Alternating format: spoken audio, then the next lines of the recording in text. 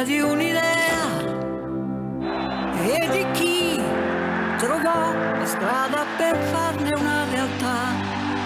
Questa è team e non si ferma mai.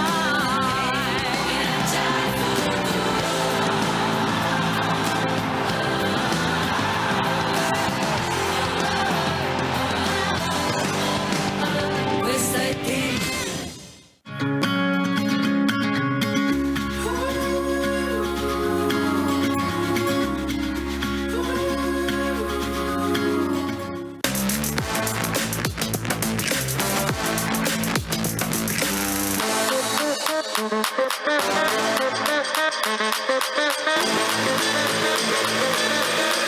Generali, partner di vita.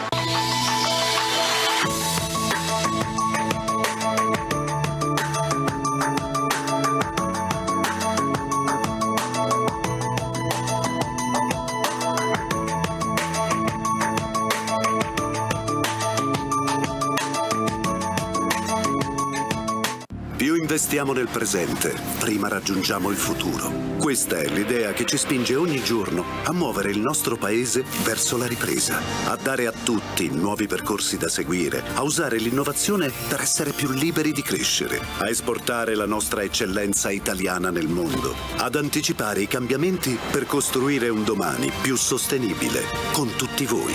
Perché il futuro è la nostra destinazione, solo se è un viaggio che facciamo insieme.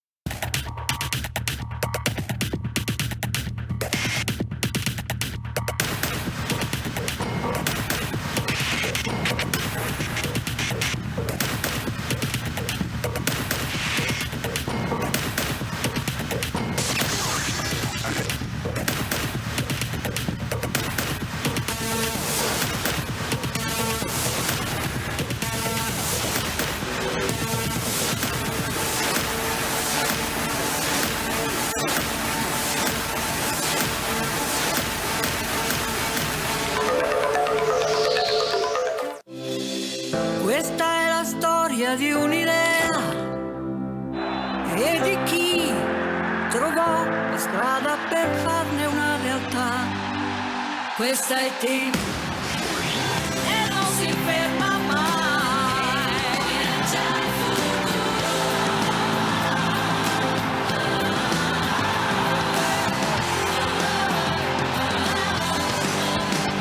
Questa è team.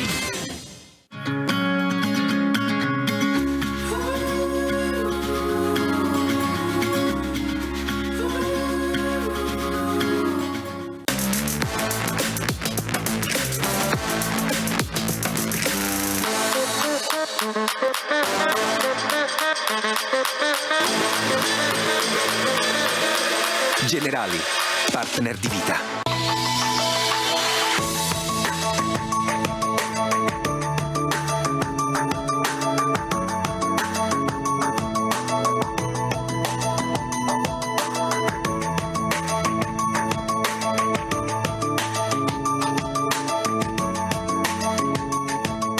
Più investiamo nel presente, prima raggiungiamo il futuro. Questa è l'idea che ci spinge ogni giorno a muovere il nostro paese verso la ripresa, a dare a tutti nuovi percorsi da seguire, a usare l'innovazione per essere più liberi di crescere, a esportare la nostra eccellenza italiana nel mondo, ad anticipare i cambiamenti per costruire un domani più sostenibile con tutti voi.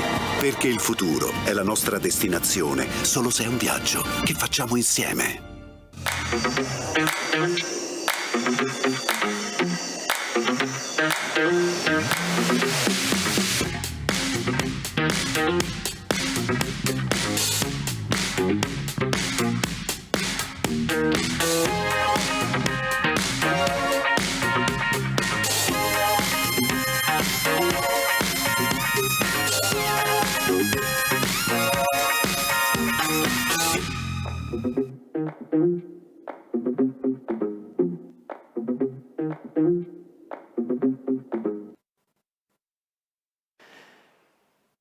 Sì, buonasera, buonasera. Good afternoon, everybody.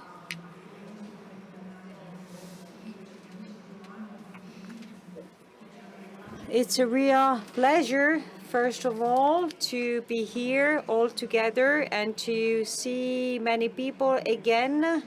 Maybe not as many as we would have in a normal situation, but still this is a very good sign.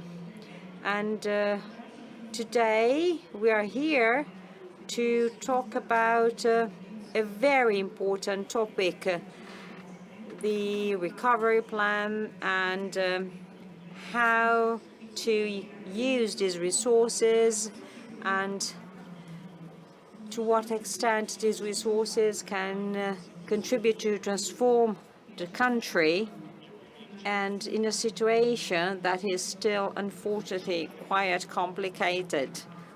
We must admit that. The situation is complicated, and we have seen also political and military and moral failure of, let's say, our world. There was the abandoning of people who had believed in a different world. There was so the withdrawal, and there is a great fear of a major loss of human rights, especially for women. And there is a great fear that something we fought against may establish again in a certain area of the world. And before getting to grips with the main topic of our session, I want to say one more thing. I was expecting this autumn to be the autumn of a turning point, and I was hoping for vaccines to bring us back to our normal reality. And I'm sure that the more people will get the vaccine, the more we will get closer to our normal reality. But certainly we need to start to adapt to the idea that, well, we will have to live together with these virus, and well, the recovery will certainly happen, but there are still some realities like the school world that are still somehow struggling to find their way, and we also may have a generation that risks really to have lost from 2 to 3 years of in-person schooling. But I'll stop there. And now we can certainly move on to our main topic. We have the European Commissioner for Economic Affairs, Mr. Paolo Gentiloni, who is here with us, and I thank him for his presence. And we also have various representatives of our parliament, and they are all members of the Interparliamentary Group for Subsidiarity. We have Mr. Alessandro Cattaneo, who is the member of the Presidency Coordination and National Head of Departments of Forza Italia. We have a businessman, Managing Director and President of PricewaterhouseCoopers, Mr. Andrea Toselli. We have Carlo Fidanza, Head of the European Parliamentary Group of Fratelli d'Italia. Fabio Melilli, President of the Budget Commission at the Chamber of Deputies for the Partito Democratico, and Maurizio Lupi, the President of the Interparliamentary Group for Subsidiarity.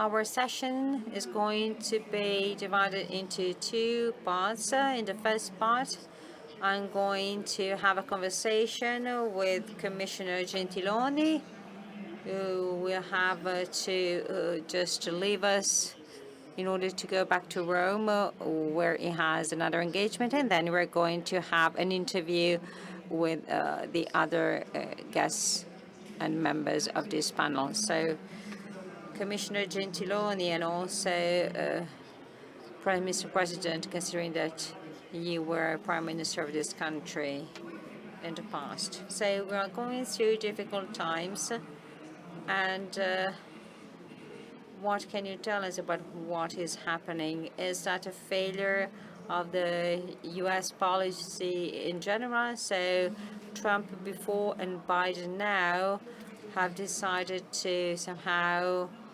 make an era come to an end, but all that is casting a shadow on the whole Western world and also on the EU that has always supported specific values, principles, and policies. So would have been possible to do things differently? Well, and the European Union maybe was considered as left behind a little bit. First of all, thank you very much for the kind invitation. It's nice to be here at the meeting. This is the proof that it's possible to carry out in-person events. If they are well organized, it's possible to have a live audience. And so I would really like to thank the meeting personally and publicly for what it has done. Well, let's talk about Afghanistan. Certainly, another outcome was possible. I think that's the basic assumption we should start from. The Economist talks about a failure for President Biden. It's a debacle, so a real failure of the whole Western world, as Mr. Fontana said. And the work done over the last few years as the fight against terrorism, I don't remember 9/11 and the titles and headlines we had at the time. We're all Americans, and the choice to support the U.S. in the fight against Al-Qaeda and terrorism in Afghanistan. We cannot turn a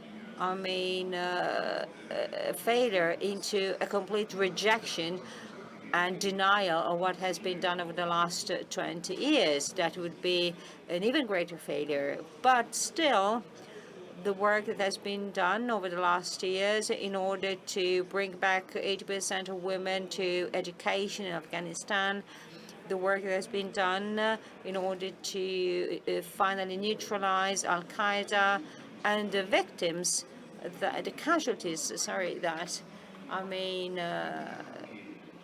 we had, because even Italians died, certainly are a very sad outcome. So, this is not the outcome we expected, but that's what happened. So now it's time to think over what happened. And what about, the refugees? There is a specific president of the country that has the presidency of the EU that says that it does not want human corridors, and the current president of the EU is the leader of one of those countries, that has always had specific positions, but he has no decision-making power, and this is just a temporary presidency. And again, this is a failure of the Western world, and we should not underestimate this. This is clear, because we do all belong to privileged generations.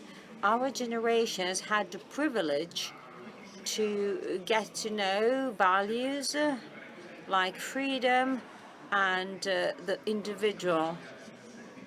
And our generations got used to considering an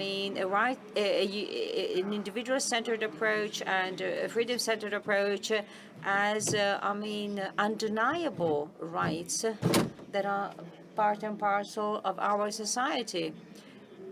Instead, we should now realize that if you want to make sure that the future generations will have access to the very same privileges and rights, we need to do something, because putting people at the center and guaranteeing freedom to everybody is not a globally shared model.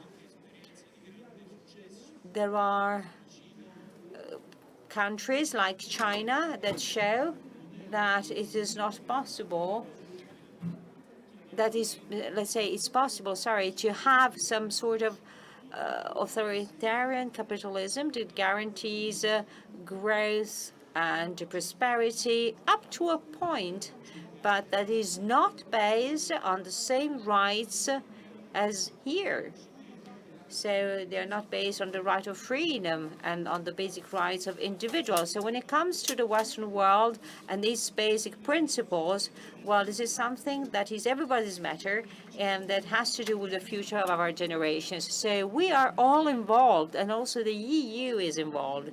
The EU today can do two things about Afghanistan. First of all, the EU could give a meaningful contribution when it comes to managing the refugee issue, because we will have a refugee issue, is without any doubt. So I don't know what's going to happen with the routes, but I mean, we have all seen the appalling scenes and footage at the Kabul airport. There are hundreds of thousands of people, maybe even millions. Filippo Grandi, the head of the UNHCR, that there are millions of people that want to escape from that regime, that dictatorship. What should we do? Are we just closing our eyes and turning our head and just pretend that nothing is happening? Well, I think that the European Union has a duty to work on their arrival and on specific shares of refugees, legal shares of refugees, also getting rid of the alibi of unanimous decisions. I do respect unanimous decisions. In Brussels jargon, the commissioners are the guardians of the treaties. So I fully respect the principle of unanimous agreement, but it's very hard sometimes to have a unanimous agreement when it comes to some issues, because there are a pool of 4 or 5 countries that will always be against even well-defined numbers of refugees to be welcomed and accepted, because we're not talking about opening up the gates to refugees. So that's why we need to work on other options like the reinforced cooperation, the temporary protection. And when I say temporary protection, dear friends, this is something that should be decided by majority and not by unanimous agreement. So if we really want to help refugees and give them support and work on commonly agreed shares, we can do that by a majority vote. Maybe Mr. Orban will not agree, maybe other European leaders won't agree, but this is part of our rules. The second contribution the EU can make is that if we really want Europe to have a bigger weight on the geopolitical plan, well, we need to accelerate our ability to respond to situations. So either we really develop a sort of European defense strategy and policy, otherwise we're going to have some void, because if the US make a step back, we risk to have that void filled by other powers that do not share the same values that we have. So we really need to work on common defense strategies. And when, if not now? And I say it again, when, if not now, we need to tangibly work on common defense strategies and policies. This is a key issue because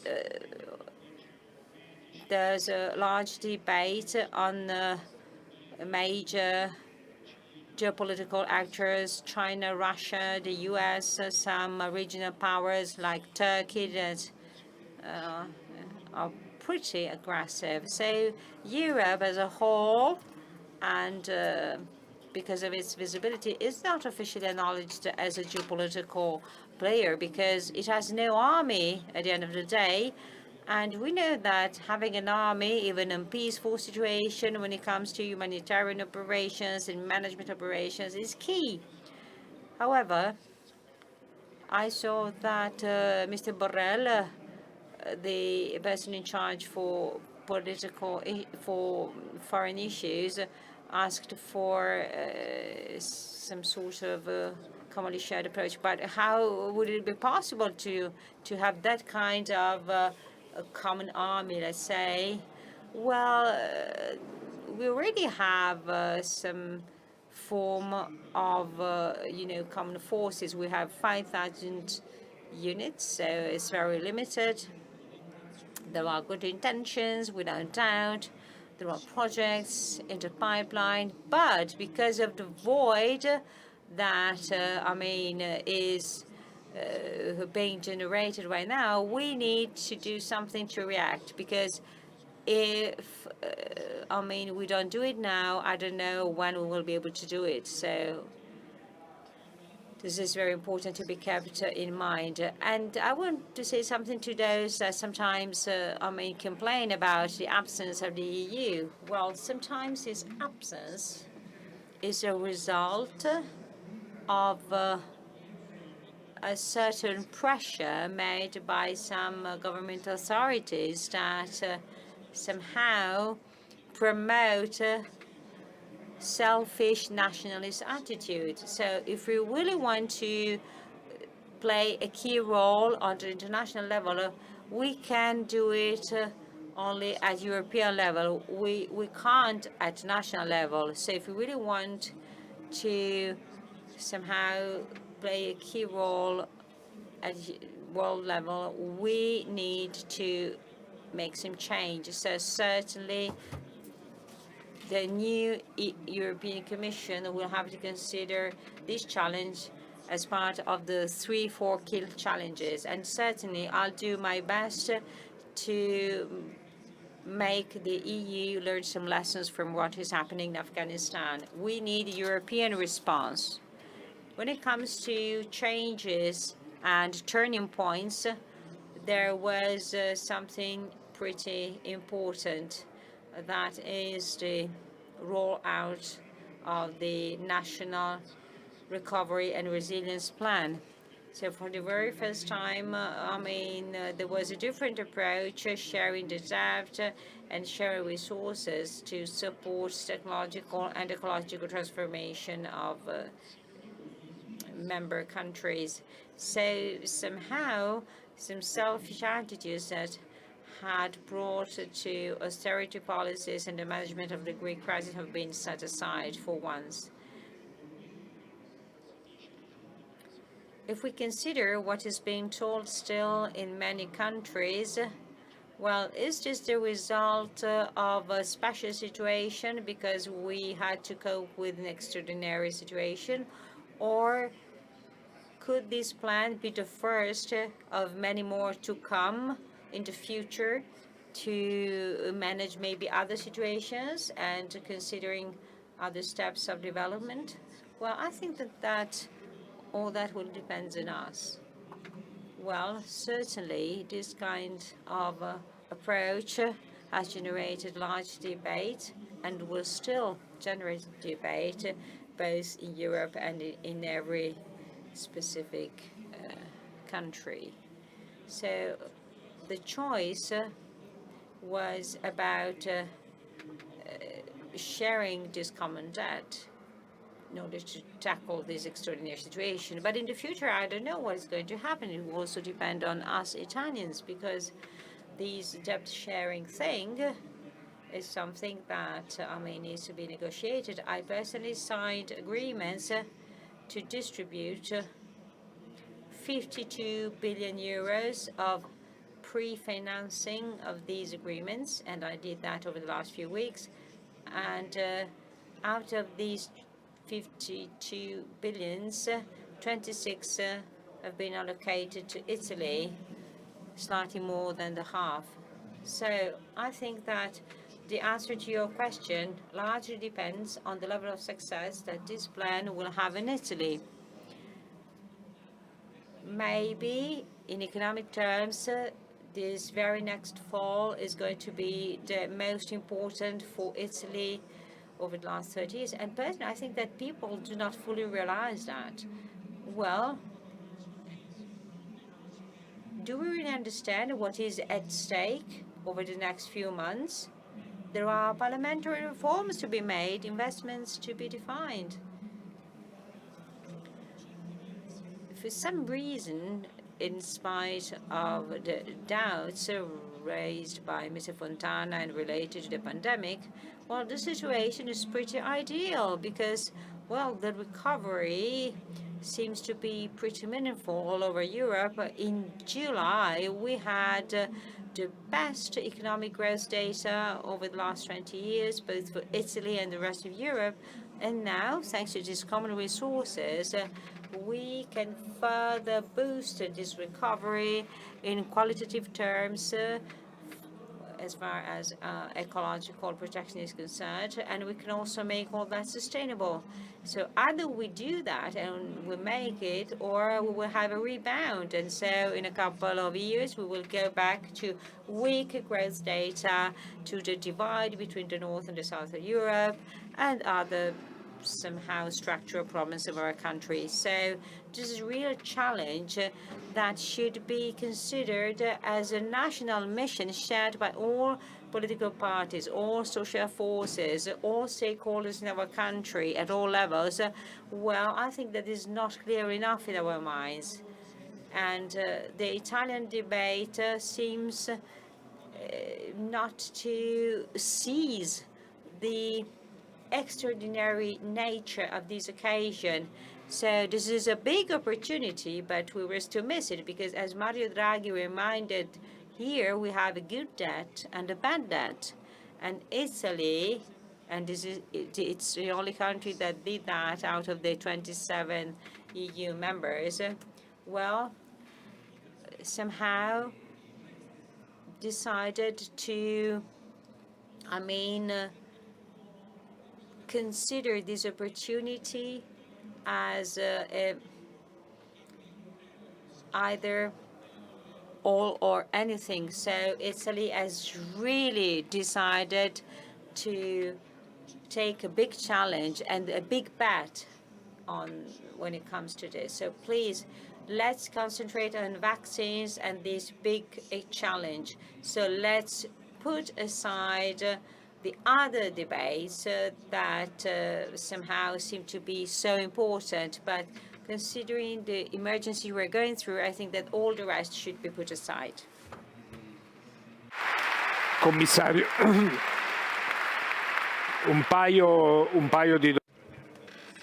Just another couple of quick questions before we conclude this part of the session. So what's your opinion about the way in which Italy is actually working to make the National Recovery and Resilience Plan work? Well, I think we are doing well, but this pre-financing, 26 billions for Italy, it's some kind, in a way, like our financial decree are devoted to the project, the program. But the next funds will be based on results, or rather, there will be the objectives that will be set by Brussels that will have to be met. And this is in a way ironic, it's going to be me who is going to monitor the performance of Italy and other countries in pursuing these objectives. So we have 52 objectives, 2 or 3 reforms that need to be approved by Parliament. So we have a lot to do. So we hope that Commissioner Gentiloni will not have to ask the money back. Well, I would have to move to Belgium forever, and I wouldn't really like that. It's a nice country, for sure, but just another quick question on the economic recovery. Growth data are encouraging. They are based on the situation of trust in a way of the country and of safety, so to speak. The president of Confindustria has spoken quite openly about the clash with trade union representatives. What do you think about Green Pass? Well, I am actually in favor of using the Green Pass also on working places. I think it is a way to contribute to the good health of workers. And there's another theme that has been discussed here after the intervention of Mr. Bonomi, president of Confindustria. And I wanted to be really very sincere. I didn't like, in a way, the polemic tones used against the government, because in this moment we should be more willing to cooperate rather than criticize. But the idea to really reflect deeply on this legal act, well, this is something that it needs to be done. We were talking about the so-called dignity decree, if I remember correctly the name. But then this decree wasn't really implemented because it was very difficult to overcome the problems created by the localization. So, well, we need to talk about this aspect without attacking the government, which is, well, it is not what we need right now. And then to conclude, I believe that the fascinating work that awaits us is to attract investments rather than to think that we can leave the job situation as it is at the moment. We need to defend every single job in those enterprises that are now threatening to lay off their staff. We have to rebel against the way some people have been laid off, actually, by WhatsApp messages. But at the same time, we cannot solve the problem by just keeping the status quo. We can solve the problem by attracting investments. So the reform of civil justice, new rules for competitiveness, new labor policies, and everything we need to become more competitive and more sustainable. And that brings us back to the European plan. If we really invest this money correctly, we will be able to manage the green transition, for instance, from the social point of view, because it is really a challenge that we need to overcome. And we will be able to have a competitive economy. We will solve the labor problem if we make our economy more sustainable and more competitive. So that means that our struggle for each job will have a meaning and will be part of a more dynamic perspective. Otherwise, these struggles, these fights won't be won, because you can actually change some rules, but we won't be able to guarantee that everything will stay as it is. We need to grow, we need to improve what we have, and we need to guarantee sustainability. And I thank you all for your attention. I would like to thank Maurizio and Director Fontana, and I'm really sorry that I cannot stay here with you for the rest of the session. Thank you. Ciao.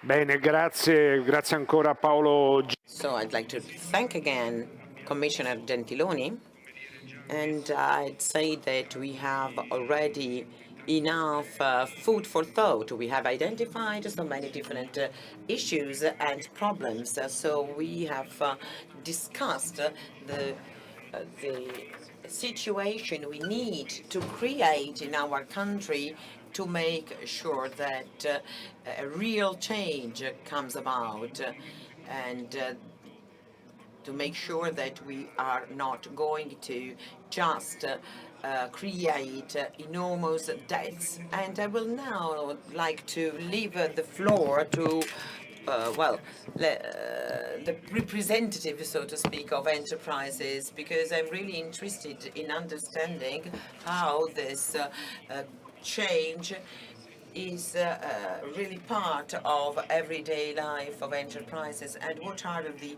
issues that this situation creates for instance, decision makers, in order to guarantee that enterprises can create jobs. So this is a question for Giovanni Andrea Toselli,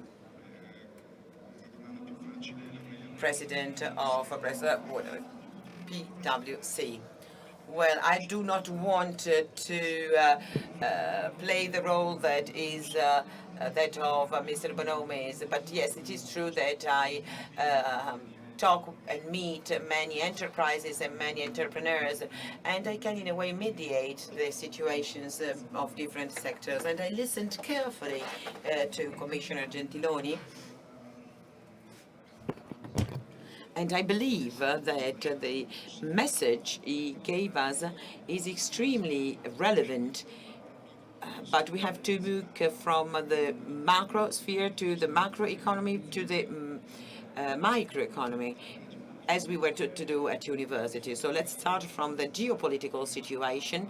I believe that over the years, well, I was born in 1964, so I'm part of the boomer generation, and as I started my career, my professional career, this was not particularly relevant. We are the post-Cold War generation, and there was a certain geopolitical stability at the time, and the economy could actually flourish, and well, more so in some countries than in others.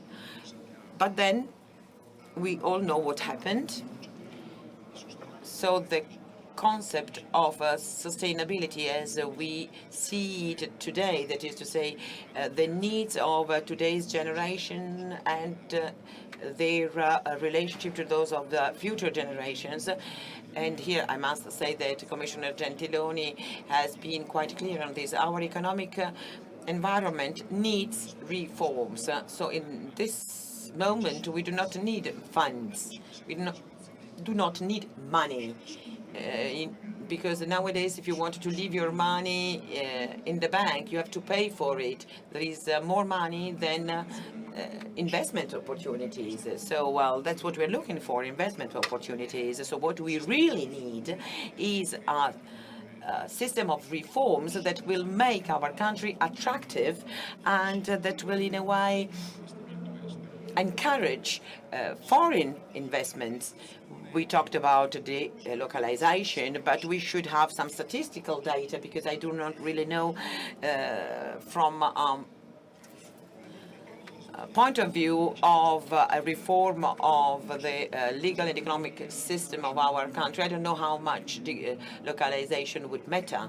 But anyway, I believe that many entrepreneurs are waiting for this. They are really ready to start again. They really are ready to start their recovery, but they do not want to sell their family company to some foreign fund. They would like to see the value of their companies increase, creating resources for the country. We have an economy that is made up of small enterprises with an impact on small towns, cities. So, well, the presence of these enterprises is fundamental. So reforms are extremely important. Then there is another prerequisite, that is to say, that of having good debt in enterprises. So, well, in a moment when financial resources are substantial, apart from those of the National Resilience and Recovery Plan, that are already targeted at a certain results. So these investments need to be not too expensive. So we talked about the governance. We could actually go more into detail about governance, but I think it is extremely important. Well, the key point is that of reforms, reform of justice, of transport, and everything that can help enterprises. Recently, during the summer, I took part in a transaction with some foreign investors, and well, they focus not on the performance of the company, but rather on the legal environment around that business. So these are the aspects that have slowed down the development of our country. Well, thank you. Thank you, Mr. Toselli. And well, we will now touch upon some more general topics, and then we will move on to a more targeted discussion on the work of the Intergroup. Alessandro Cattaneo, who is member of Forza Italia. One of the aspects that we have been wondering about with the National Resilience and Recovery Plan, we will achieve our goals if, as President Mattarella said, if we we manage to overcome hypocritical attitudes. We have a government that is that of a united country, so which means that we should, well, for some time, leave aside our specific political interests, but this is not easy. So how can we, for instance, change the regulations and the law in a way, and also because there are a few political, so to speak, appointments that are awaiting us. Thank you, Director, for this question and for quoting President Mattarella, whose words are a perfect match for the meeting's title, The Courage to Say Aye. So to go against the mainstream and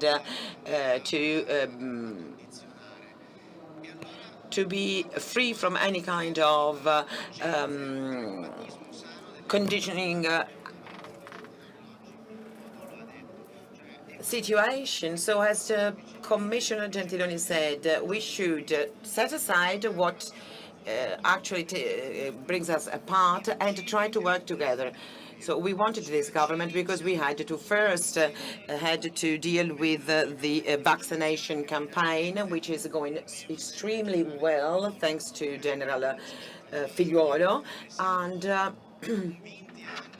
we believe that initiatives like that of the Green Pass, I must say, I really do not understand all the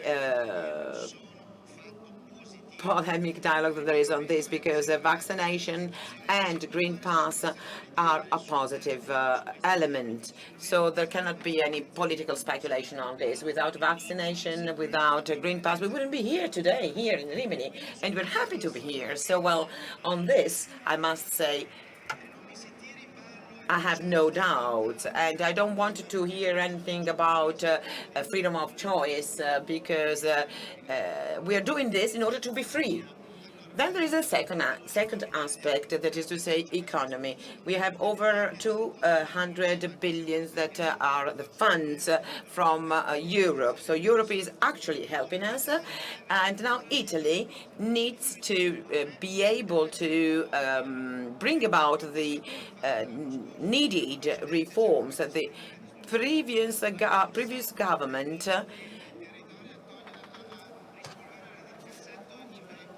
when they had funds at their disposal, they went to back to the projects, the reform ideas that we had in the past. And now we need to reform justice, bureaucracy, and tax systems. I'm in the commission, the financial commission, and we have tried to find a common document. At the beginning, it looked as something impossible, but in the end we actually did issue a document, and we had the contribution. We have some colleagues from the opposition here. Well, we really worked together in a constructive way. So now we have a common document that says that this is the time for growth, not for richness distribution. That's the time to support enterprises, because the Italian economy can recover only if enterprises can recover. This is not the time to issue, well, very specific regulations.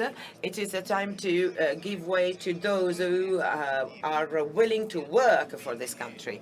So, well, that was a positive experience. So there is another aspect, another opportunity of Next Generation EU, that is to say the mobilization of enterprises, of the private sector. So I would like to see more subsidiarity in this plan, because Italy is made of small and medium enterprises. So we need to involve not only the big national companies, but we need to involve all the small and medium enterprises, so that they can take part in this opportunity. And here we are lagging behind, I must say. We're a bit late. But this is a cultural aspect.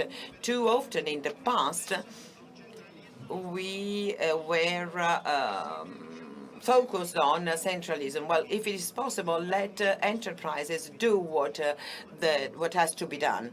And I conclude by quoting Mr. Bonomi, who in a way uses sometimes, words that were not welcome to everyone. The GDP is something that cannot be neglected. We, in a way, in order to go back to the level of last year, we needed to work at least for 2 years. If we want to go back to the levels of 2008, we must work even more. So we have to be clear on that. And we lost in relative terms in comparison to other countries, like, for instance, Germany and other big industrial countries, but also in comparison to the European average. So that means that reforms need to be passed now. And we have to do that together in a pragmatic way, and possibly also in a liberal way.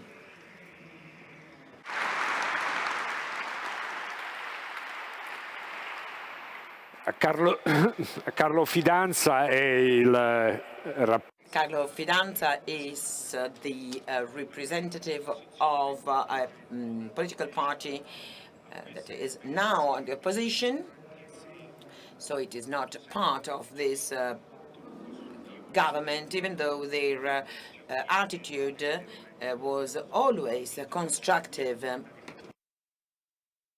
But I have to ask a first question. Commissioner Gentiloni talked about a European common army, asked for more Europe, and criticized some of the representatives of European countries that are actually references for Fratelli d'Italia. So there are different ideas of Europe and what is the best choice to solve problems like that of immigrants and the situation in Afghanistan. Thank you, and well, I must say I'm really happy to be here. It's the first time I'm here as a panelist, because many times I've actually taken part as a member of the audience to the different sessions here. So for me, it's a very important first time because, well, being here in person is really a great pleasure. Well, I listened carefully to Commissioner Gentiloni, and well, we meet very often, since obviously I am EU member of Parliament, and I must say that there are a few aspects that what he said that could be in a way a little bit hypocritical, and I'm sorry to say that now that he's left. But anyway, there are some truths that are not very easy to acknowledge. So, well, when we actually try to unveil these truths, we do that with a constructive spirit, and we have reasons that are clearly well-founded. And I'm talking about this element of hypocrisy, because after the failure of the Biden administration, rather than of the whole West of the world, there is a big difference between a partial withdrawal and what Biden administration chose to do in Afghanistan. So, well, then generally, if we wanted to draw a balance of the last 20 years, well, we could go on discussing for days about what we leave in Afghanistan after this tragedy. Anyway, this tragedy could have been avoided in its most dramatic expressions if this withdrawal had been managed better, because the United States, by withdrawing, were taken with them also the representatives of the whole of the Western world. So, well, the representatives of the United Kingdom, of Italy, and but even Biden's generals had actually said that this was not the right way to manage the withdrawal from Afghanistan, but the president insisted. So, well, we really have to ask ourselves what we did and what we are leaving in Afghanistan. But anyway, I will now close this aspect. But when we talk about this new role of the United States, which is in a way, ironically, more in line with a Republican tradition, what Biden said in his press conference is something that is deeply Republican. Let's look at the national interest of the United States rather than the spreading of democracy, which was a theory that was created by the Democrats and during the Bush administrations. So Biden goes back to an idea of an American policy that is more, well, Republican style. But here again, we have to reflect, do we want to have a European common defense in order to defend our common foreign policy? Otherwise, there is no meaning in having a European army. If we think about what happened 10 years ago, when in 2011 the air fighter from Great Britain went to attack Gaddafi, and well, what did that mean for all of us when the withdrawal from the Mediterranean, this uncontrolled immigration that resulted from that?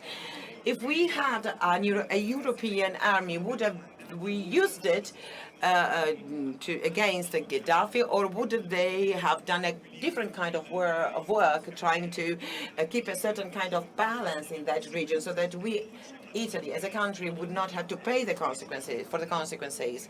So either we have a common identity so that we can have really something to which these operational arm can be attached. Well, this would make sense. Otherwise, it doesn't really mean anything. Well, it's just something that can find approval. But in reality, this doesn't really mean anything if we do not have a foreign policy to defend. So, well, we have the idea that there can be a common defense that can be led only by the French, because France is the country that is advocating more than anyone else this common defense, because they are the nuclear power in Europe and are those who really are more assertive in terms of foreign politics. But their politics is not what we need at the moment.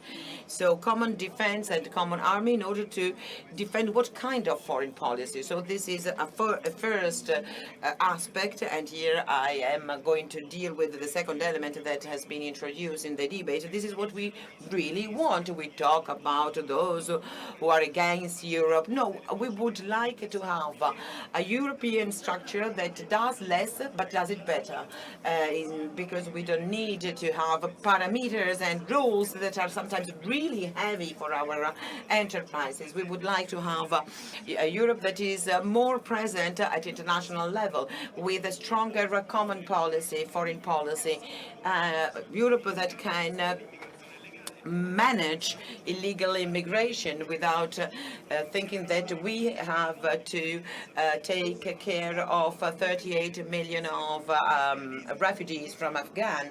So what we need is a Europe based on realism, not on ideology. And I'm saying this in a place that is actually the temple of subsidiarity, and this not only because we are hosts of the Intergroup, but this has been mentioned also in previous speeches, because subsidiarity needs to be applied also at European level. So if it is true that the state shouldn't do what can be done at local level or at social level or at family level, well, it is also true that Europe should not do what single state and countries can do.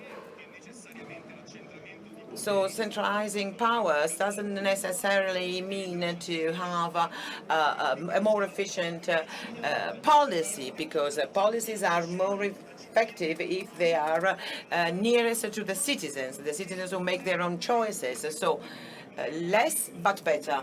And I would like to add something on enterprises, which is an issue which is often undervalued in the Italian debate. But there is an aspect which is extremely important, that is that of the environment. So let's think about all the environmental trend, the mainstream opinions, but this leads to politics and decisions that can have negative consequences. And this is something that is being said by the representative of our entrepreneurial world. The parameters that have been established by Euro in a package of measures that is called Fit for 55.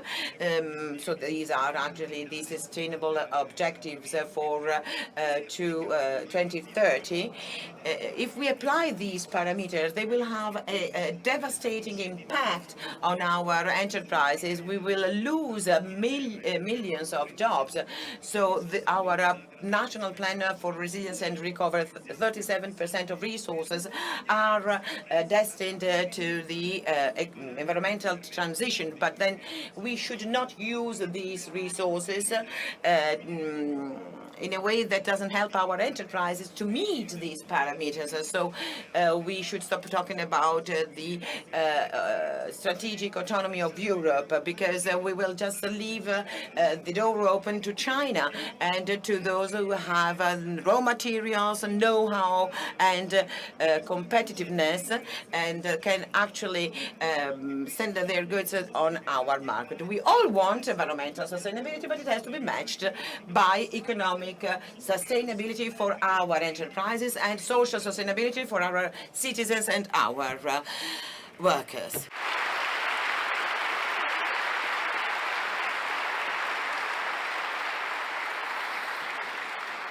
Fabio Melilla, il presidente.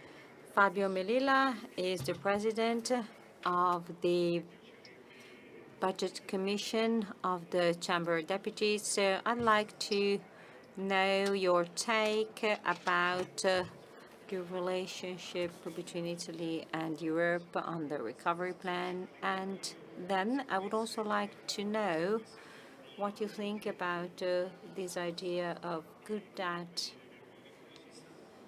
is somehow being applied to the expenses that are being defined, or I don't know. Do you think that things will go differently? So first of all, good afternoon, everybody, and thank you very much for the invitation, because being here is a tangible sign of restart. So thank you very much, because this is something that goes to your credit. So first of all, Mr. Director, I really want to go back to something that was sad and that maybe was slightly neglected, and it has to do with what Mr. Gentiloni stated. I must say that the Parliament did a great job, and Maurizio Lupi was with us in the Budgetary Commission, so it can confirm what I'm about to say.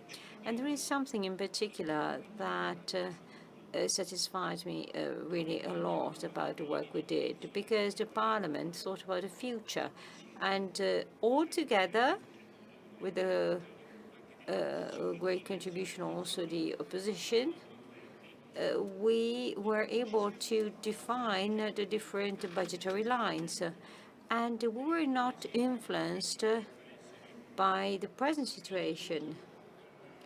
So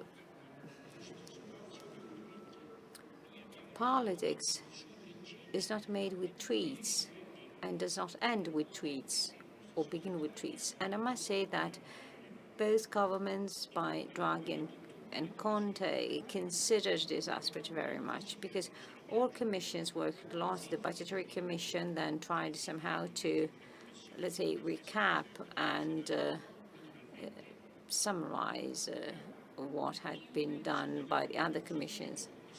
The main concern of Commissioner Gentiloni has good grounds, because I think that we do not fully realize the level of opportunities we have thanks to Europe and thanks to the Recovery and Resilience Plan. And I also do share what Mr. Gentiloni said about the risks if we do not miss the target. If we do miss the target, sorry, because if we miss the target, it's going to be big trouble.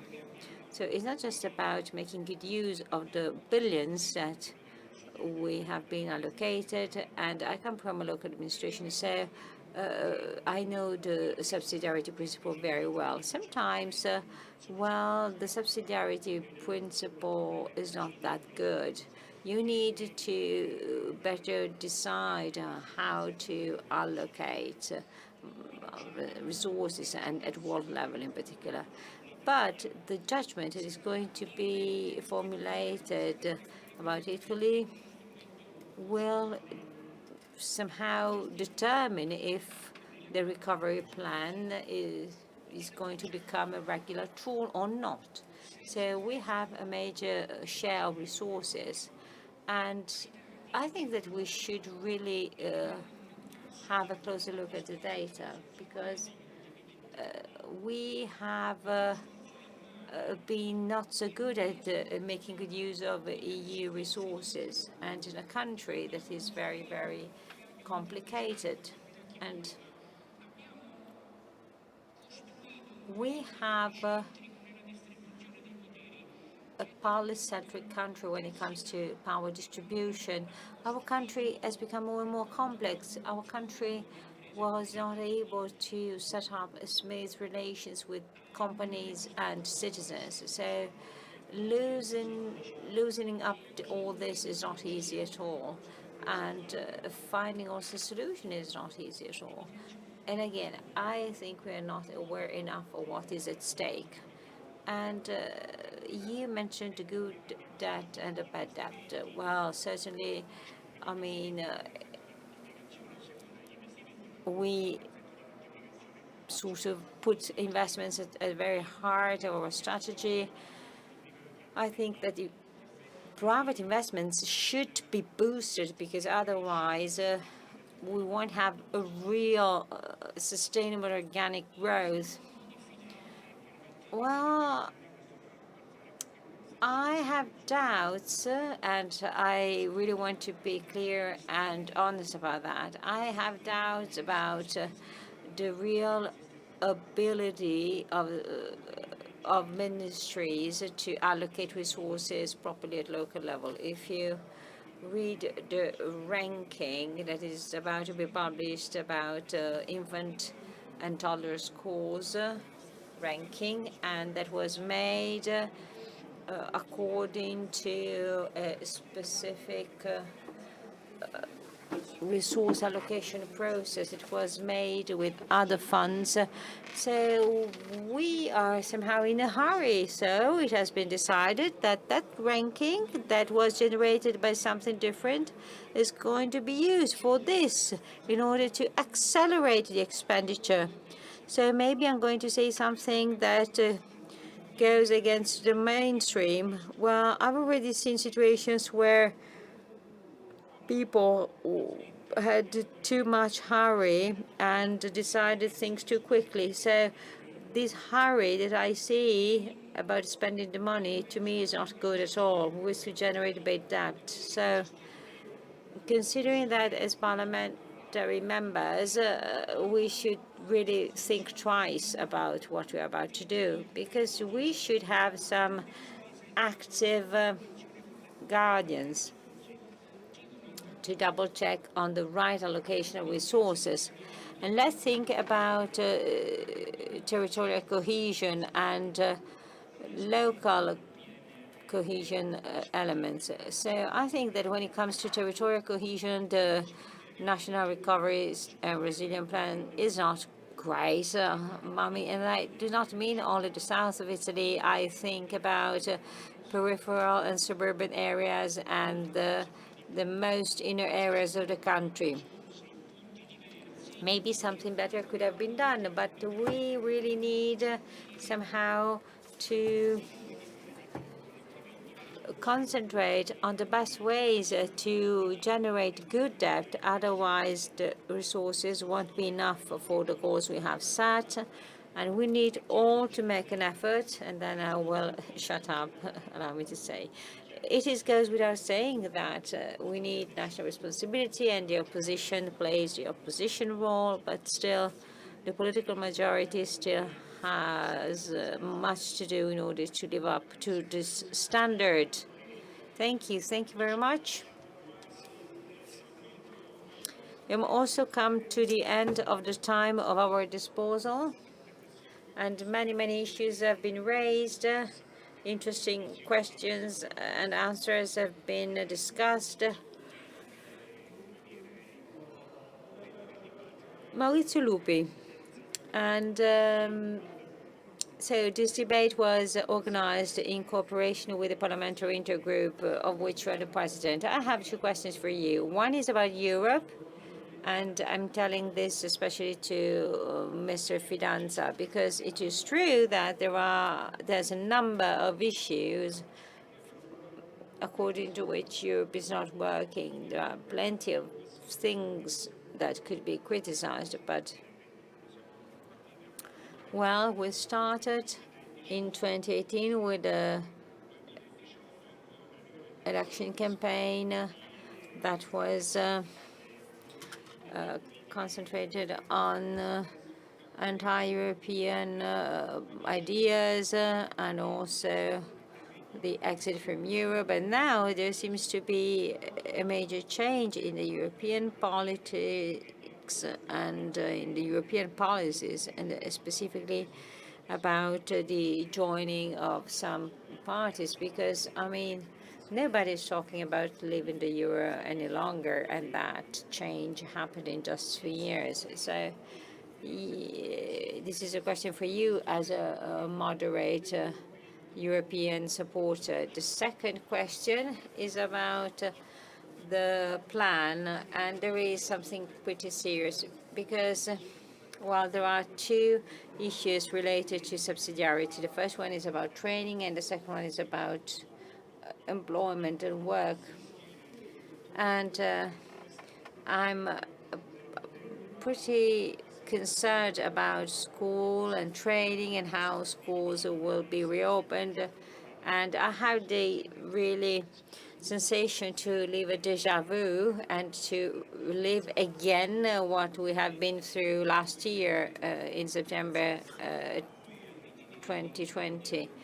First of all, I would like to thank you, and I want to thank the meeting of Rimini because it also hosts us usually with our sessions organized by the Parliamentary Intergroup. So we are having this, and tomorrow there is going to be another one. And I think that the work that we do in the Parliament is perfectly shared in this kind of place, and thanks to this initiative. So I would also like maybe to have a comment on the document from my colleagues. I would also like to thank Mr. Fontana, director of Il Corriere della Sera, because he has been following the work carried out by our intergroup with in a constant way. As at times, political news are not just bad news. It's not just about crying and shouting at each other or saying bad things about your opponent. No, we also try to discuss practical things. That is why the first half of the question is about the goal and nature of the Parliamentary Intergroup for Subsidiarity, because if we sort of go back to our political orientation, and there were people inside the very same coalition who were more Europe sort of centered than others. So at Forza Italia, we've also been more Europe-oriented than the colleague of Lega and Fratelli d'Italia. But again, I want first of all to say that we know that Europe is important and that we can get out of this situation only by staying together. So again, the idea is to work together, and we do not want to affirm that we're all equal and all the same, but simply we want to give our contribution. And we are very pragmatic. I mean, we know that we need to stay all together to get out of here. And what Mr. Gentiloni said is key, because we have also criticized the Europe of selfishness, and those who thought that Europe was something going against national interests and so on and so forth. But now we are seeing that things have changed, because the new setting forced us to change, and Europe had to change as well. So if you decide to share a public debt, because this is what the European funds are about, this is a major step, and until 3 years ago nobody would have made such a step. So this is the first key issue that shows a methodology and a pathway to follow. And when it comes to the Afghanistan issue, well, this is a little bit the same way. And As to the use of these funds that are made available by the EU, I think we need to set priorities because, well, everybody's future is at stake. So that's clear. The first pillar we need to restart from, and I'm a former minister for infrastructure. Infrastructure is key. Well, when a public investment for 100 million euros requires 16 years to be spent, there's something that does not work. But the best possible infrastructure for Italy and for all of us is intelligence. So are the people, education and training. Either we will start from there or we won't go anywhere. This is very important to be understood, and we have tried to make people understand that we needed to move on 12% in terms of fund for culture and studies to 17.5, 18%. It was substantial. Now we need to understand what to do with that. First of all, we do not want remote schooling any longer. School is indispensable for children and students, as a supermarket is important for consumers. So if it was important to go to supermarket, for our children it is key to go to school. It's a place where you are educated, where you find your reason why, is the place where future investments and investment for the future are at stake. There is an exhibition at in Rimini on the subject that are impressive. We have 21,000 school buildings in Italy that are not compliant. 53% of school buildings in Italy are not compliant with the rules. What happened? Why is it so? It's not just a matter of security. The thing is that the house is the place where people live, and if you neglect a place because of the school, you do not understand that the place where children spend so much time are not well taken care of. That means that you have not understood the real issue. So it's not just a problem of education or tidiness. I mean, we really need to invest in training and education. We need to consider school as one of the most important pillars in which to invest. This is something we should consider more. These are the key topics to be dealt with. So, and we have no magic wand. We wanted to work thanks to dialogue, conversation. It's, I mean, important because either we build the future together or we risk to be defeated beforehand. And then, of course, we will keep discussing and get divided and be judged by the electors. Thank you very much once again to the meeting for having hosted us.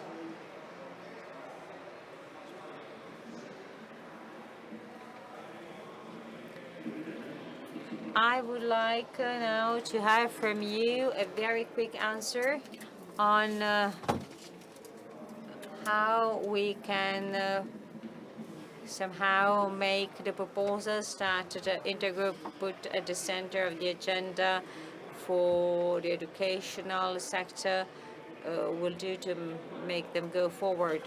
So I say it to all of you because I think that, well, the Parliament is pretty well represented by our guests, well, even though some parties are absent. But I must say that over the last 2 years, I've seen that every time there is a pandemic issue, regardless of the political party, any governor has said, let's shut down schools, as if school was not considered as it should, and then companies then also have problems when it comes to some skills. Vi prego una battuta di I just have to ask you all to be very quick in your answers. Well, As a manager of an organization for professional services, we hire 1,500 or 1,700 university graduates every year. So it is just like a big postgraduate course. And the idea that we will not be able to go on training these people who are have graduated in excellent universities, and we talked about non-cognitive skills in a recently published book. But anyway, the idea that we cannot go on doing this. So you talked about homeschooling, and I'm talking about smart working. They're almost the same, the two faces of the same coin. If we have too much smart working, that would lead to a loss of professional growth in our future, in our collective future. So this have to be taken into account. This is a risk that we should not run in a world where we are talking about investments, reforms, competitiveness, innovation, and the capability of inventing something new. So we cannot eliminate human contact. And I will stop here because I think we will really need a lot of time to really go into details. Yes, Mr. Cano, yes.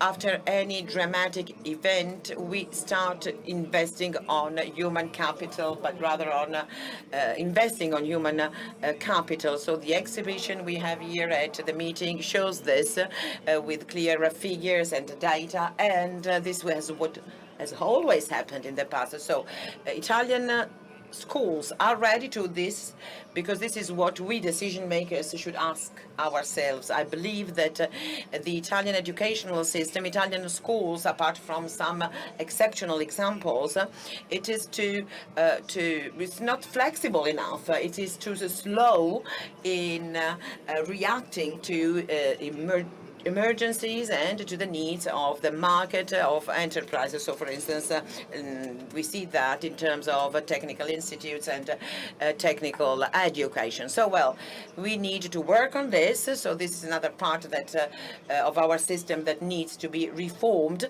But I must say that within the Parliament, when we talk about school, we have a lot of ideology, and I must say that it is really not fair what has been done against so many known public schools, which should be judged according to their results. I was a mayor, so I really look at these figures. I do not understand why don't we just base our decisions on facts, on figures. So let's do this also in terms of schools and education, because there are so many positive experiences.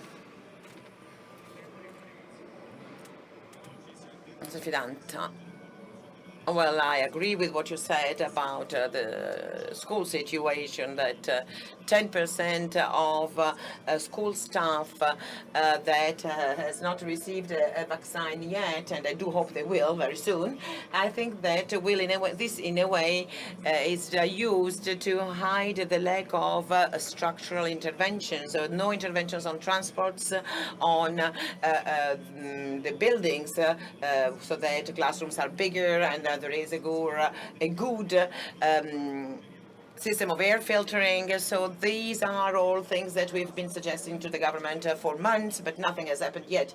So also as a parent, I have your fears. I hope that it will not happen, but we hope that we'll not find ourselves in a situation that in a few weeks schools will be shut down again. And I am afraid that this is something that could happen. Then there is another aspect, that of work and school together. I just took a few days vacation, and I managed to talk with the people who manage hotels and restaurants, and they tell us that they could not find young people to hire for the summer season. And this is maybe due to the fact that there is, this is due to the citizenship income that has actually made unofficial work increase, and Italian young people had to stay home. So courage also means to actually finally reform this decree and start helping those who cannot work and need to be helped by the state in terms of social solidarity. But this has to be completely separated from the situation of those who can work, and enterprises need to be able to hire these young people. Mrs. Menilli, well, I think that the challenge of research and education is the biggest challenge of the National Resilience and Recovery Plan. I think we need to work in a completely different way that intertwines the training system with that of with the world of enterprises, of business, because we never did that. So we have created a system where there is an enormous gap between the development of education and training and what enterprises need. So we do hope we can make a quality leap in this field, since we have these training systems that are founded also by enterprises. We ask enterprises to be there. We ask the business sector to be there, because we have to do this working together with enterprises. We need to know what they need. With reference to all that has been said, I can just say to Mr. Cattaneo that we did not do anything wrong against non-state school. There are different situations, and we did a good job, or at least I think we did so in my commission, and we did that with the agreement of all. So I think this is important, and this goes in favor of our training system. But we will see the results in the next few months. We'll see how the new system must start. We have done a lot also in terms of school buildings, even if this is something that never ends. In my land of earthquakes, I don't need to add anything to what Maurizio said, because we really had to face the fragility of this system. But then also this will give the measure of a better Italy. We need some courage, and I think we need that everyone should prove to be a member of the managing class. Maurizio. Just very quickly, because, I would like to thank the colleagues, also those who are not here, but who have been working. We quoted Pope Francis, who said, nothing could be worse than this crisis, but the fact that we could miss the opportunity to overcome the crisis itself. So I think we can just go on this path together in diversity to build the common good. So this is something that we can also do within the Parliament. Very well. I would like to thank you all for participating, and I would like to thank the audience. Before closing,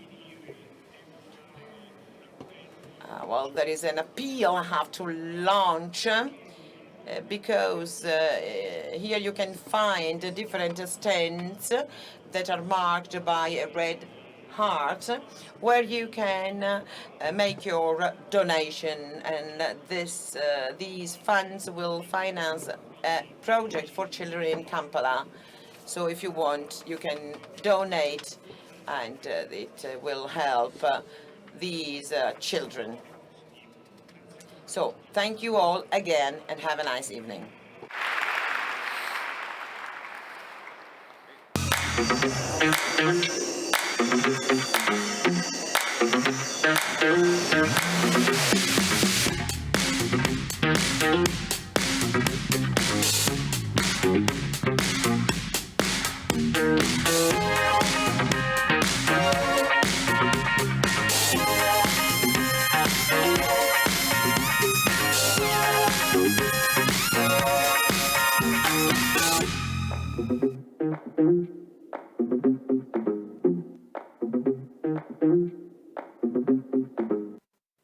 Più investiamo nel presente, prima raggiungiamo il futuro. Questa è l'idea che ci spinge ogni giorno a muovere il nostro paese verso la ripresa, a dare a tutti nuovi percorsi da seguire, a usare l'innovazione per essere più liberi di crescere, a esportare la nostra eccellenza italiana nel mondo, ad anticipare i cambiamenti per costruire un domani più sostenibile con tutti voi.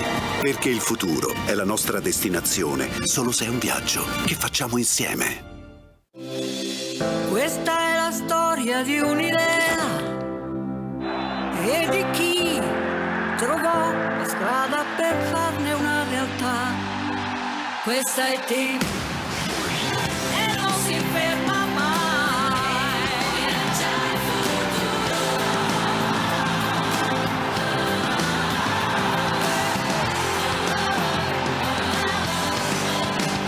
Questa è team.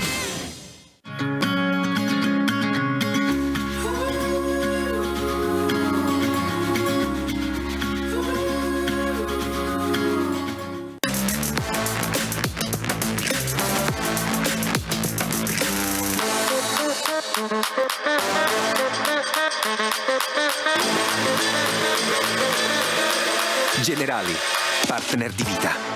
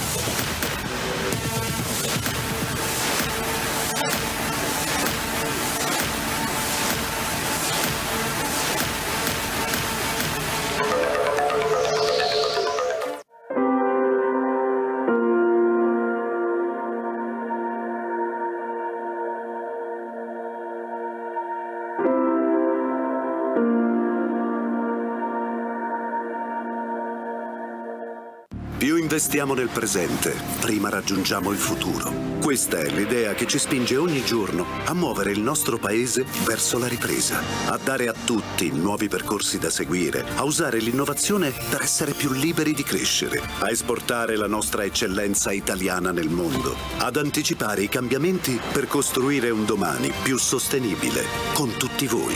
Perché il futuro è la nostra destinazione, solo se è un viaggio che facciamo insieme. Questa è la storia di un'idea e di chi trovò la strada per farne una realtà. Questa è team e non si ferma mai.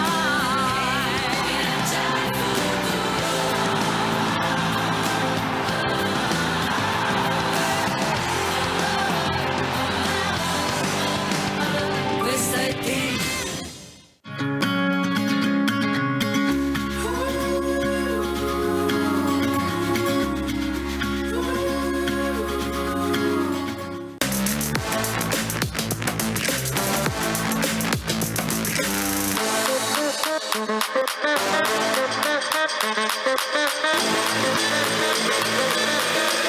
Generali, partner di vita.